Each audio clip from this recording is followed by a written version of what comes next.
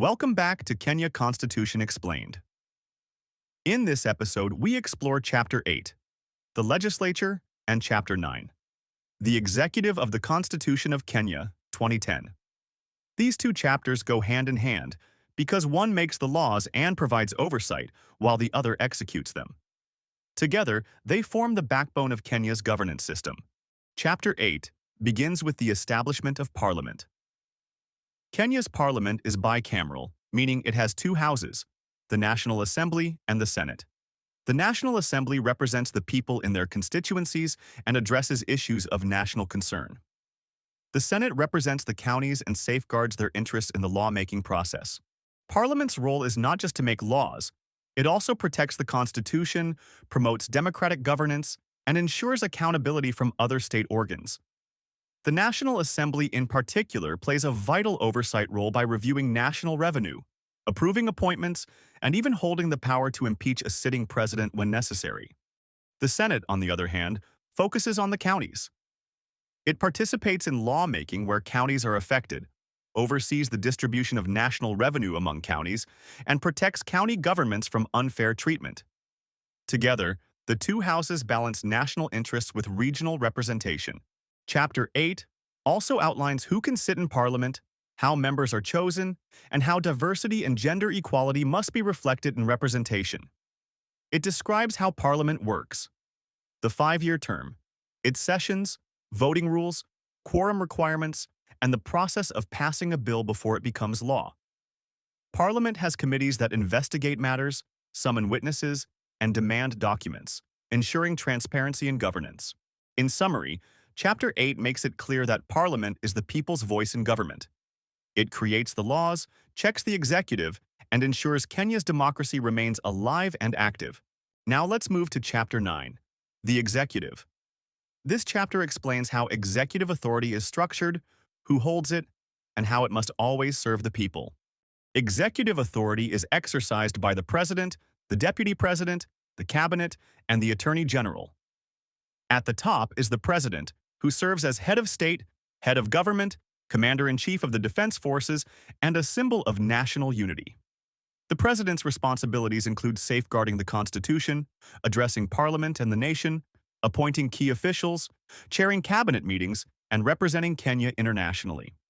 To become president, a candidate must secure more than 50% of the total votes and at least 25% of the votes in more than half of the counties. This ensures that the president enjoys broad national support. The president serves a 5-year term and may be re-elected only once. Alongside the president is the deputy president, who is elected on the same ticket. The deputy is the president's principal assistant, supporting the president in carrying out executive functions and stepping in when required. The cabinet is also central to executive authority. It consists of the president, the deputy president, the attorney general, and cabinet secretaries who are nominated by the president and approved by the National Assembly. The cabinet is responsible for implementing government policies and managing the day-to-day operations of the state. Checks and balances are built into this chapter to prevent abuse of power. For example, a president's powers are limited during election transitions, major decisions must be in writing, and Parliament retains authority to impeach a president or other executive officials for gross misconduct, corruption, or violation of the Constitution. Together, Chapter 8 and Chapter 9 create a system where Parliament makes laws and holds leaders accountable, while the executive leads, governs, and implements policy. The balance between these two arms of government is essential for democracy to thrive in Kenya. So, what do we learn from Chapters 8 and 9? That governance is a partnership between the representatives of the people and the leaders elected to serve them. The legislature and the executive must always operate under the Constitution, respecting the will of the people who give them authority. In our next episode, we'll move on to Chapter 10, the Judiciary, where we'll discover how justice is delivered and how the courts act as guardians of the Constitution. Don't forget to subscribe and continue this journey with us as we make the Constitution of Kenya simple and clear for everyone. Welcome back to Kenya Constitution Explained. In this episode, we dive into Chapter 10, the Judiciary, and Chapter 11, Devolved Government. These two chapters are central to justice and governance in Kenya.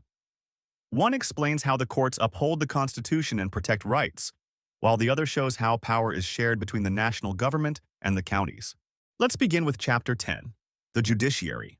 The judiciary is established as an independent arm of government. Its authority is derived from the people and is exercised in the name of the people, guided by the Constitution and the law. Independence of the judiciary is emphasized to ensure justice is delivered without fear, favor, or influence. The judiciary consists of judges, magistrates, other judicial officers, and staff. At the top is the Supreme Court, followed by the Court of Appeal, the High Court, and other courts established by Parliament. This hierarchy ensures access to justice and a clear system of appeals. The Supreme Court is the highest court in Kenya. It hears presidential election disputes, advisory opinions on constitutional matters, and final appeals. The Court of Appeal hears appeals from the High Court and specialized tribunals. The High Court has unlimited jurisdiction in criminal and civil matters and is also the guardian of the Bill of Rights. Parliament may also establish specialized courts, such as those dealing with employment, environment, or land. Judges are appointed by the President on the recommendation of the Judicial Service Commission, which plays a key role in ensuring transparency, merit, and accountability in judicial appointments. The Commission also handles discipline, training, and policy for the judiciary. The judiciary's guiding principles include justice without delay, equal treatment of all people before the law, and ensuring access to justice for all. Every Kenyan has the right to a fair trial, and courts must always protect this right.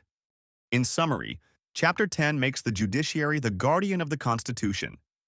It provides an independent and fair system of justice to resolve disputes and to protect the rights of every citizen. Now let's move to Chapter 11, Devolved Government. Devolution is one of the most transformative aspects of Kenya's 2010 Constitution. It brings power and resources closer to the people by creating county governments alongside the national government. The aim is to promote democracy, accountability, service delivery, and equitable development across the country. Chapter 11 establishes 47 counties, each with its own government consisting of a county assembly and a county executive. The county assembly is the legislative body that makes laws for the county, while the county executive is led by the governor, who is elected directly by the people. The objectives of devolution include giving power of self-governance to the people, promoting national unity while recognizing diversity, protecting the rights and interests of minorities and marginalized communities, ensuring equitable sharing of resources between national and county levels, enhancing service delivery and bringing government closer to the people. Each county has a significant degree of autonomy, but it must operate within the framework of the Constitution and remain accountable to the people. The Senate plays a key role in protecting county interests at the national level, especially in determining revenue allocation. Devolution also comes with challenges, such as managing resources responsibly and ensuring that leaders at the county level serve with integrity. However, it remains one of the most important features of the 2010 Constitution because it gives communities a stronger voice in governance. So what do we learn from Chapters 10 and 11? The judiciary ensures justice and protects the rule of law, while devolution ensures resources and decision-making are spread across the country. Together, these chapters guarantee fairness, both in the courts and in governance. In our next episode, we'll continue with Chapter 12, Public Finance, where we'll explore how Kenya manages its money, from taxes to budgeting and accountability. Don't forget to subscribe and stay with us on this journey through the Constitution of Kenya.